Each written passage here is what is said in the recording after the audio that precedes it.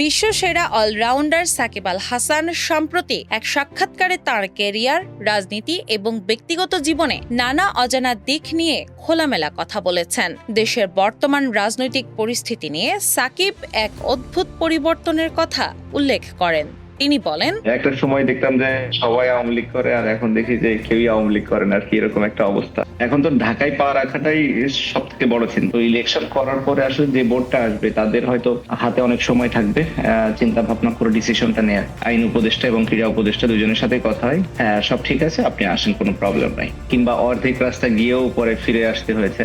আসবো তো শিওর। এখন এটা কখনো মাগুরাতে সাকিব আল হাসান হইনি, আমি সবসময় মাগুরাতে ফয়সালে ছিলাম। বিসিবির ভবিষ্যৎ পরিকল্পনা নিয়ে সাকিবের ধারণা, ইলেকশন করার পরে আসলে যে বোর্ডটা আসবে তাদের হয়তো হাতে অনেক সময় থাকবে চিন্তা ভাবনা করে ডিসিশনটা নেয়ার। এদিকে ভক্তদের মনে বড় প্রশ্ন, সাকিব কবে দেশে ফিরবেন? এই প্রসঙ্গে তিনি সংক্ষিপ্ত উত্তরে বলেন, আইন উপদেষ্টা এবং ক্রীড়া উপদেষ্টা দুজনের সাথে কথা হয়, হ্যাঁ সব ঠিক আছে, আপনি আসেন, কোনো প্রবলেম নাই। কিংবা অর্ধেক রাস্তা গিয়েও পরে ফিরে আসতে হয়েছে।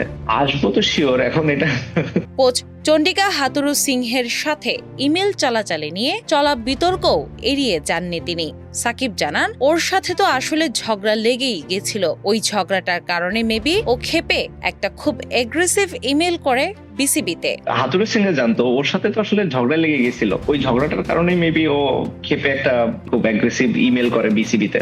বাংলাদেশের ক্রীড়া ইতিহাসের সফলতম অলরাউন্ডার সাকিব আল হাসান বিশ্ব ক্রিকেটের এক অনন্য আইকন। ইতিহাসের একমাত্র ক্রিকেটার হিসেবে 3 ফরম্যাটেই একসাথে 1 নম্বর অলরাউন্ডার হওয়ার অভাবনীয় রেকর্ড তার দখলে। দ্রুততম সময়ে 5000 রান ও 200 উইকেটের মাইল ফলক স্পর্শ করার পাশাপাশি তিনি বিশ্বের নামী সব ফ্র্যাঞ্চাইজি লিগে বাংলাদেশের নাম উজ্জ্বল করেছেন। নানা বিতর্ক ও চড়াই উতরাই পেরিয়েও দীর্ঘ সময় ধরে পারফরম্যান্সের ধারাবাহিকতা বজায় রেখে তিনি নিজেকে সর্বকালের সেরা বাংলাদেশি ক্রিকেটার হিসেবে প্রতিষ্ঠিত করেছেন। সাকিব আল হাসান মনে করেন, তাঁর রাজনীতিতে আসার সিদ্ধান্ত ভুল ছিল না এবং আজও নির্বাচন হলে মাগুরার মানুষ তাঁকেই জয়ী করবে। তার মতে, পরিবর্তন আনতে হলে সিস্টেমের অংশ হওয়া জরুরি। তবে ক্রিকেট নিয়ে ব্যস্ত থাকায় তিনি জনগণের জন্য পর্যাপ্ত কাজ করতে পারেননি বলে স্বীকার করেছেন। বর্তমানে আন্দোলন পরবর্তী রাজনৈতিক পট পরিবর্তন, হত্যা মামলা এবং দুর্নীতির নানা অভিযোগে তাঁর জীবন ও কেরিয়ার এক চরম অনিশ্চয়তার মুখে পড়েছে। মাঠের ক্রিকেট আর রাজনীতির ময়দান সাকিবের জন্য এই দুই পিচ দুই ভিন্ন বাস্তবতার জন্ম দিয়েছে। একদিকে রেকর্ডের বরপুত্র হিসেবে তিনি বিশ্বজুড়ে সমাদৃত, অন্যদিকে রাজনৈতিক সংশ্লিষ্টতা তার জন্য নিয়ে এসেছে নজিরবিহীন সংকট।